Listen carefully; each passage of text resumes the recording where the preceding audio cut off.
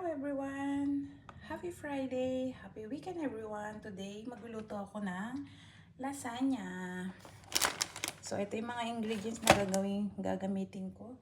Lasagna con spinacas and eggplant. Siyempre, ang main dishes natin, minced beef. So, pakita ko sa inyo mamaya ang procedure.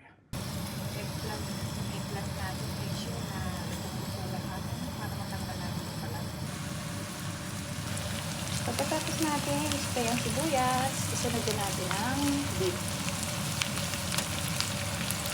Lagyan natin ang pampalasa, lagyan natin ang beef yung or konting asin,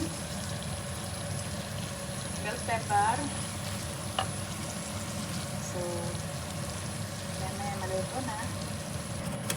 Pagkabuksan natin, lagyan tomato sauce, ito yung simplihan.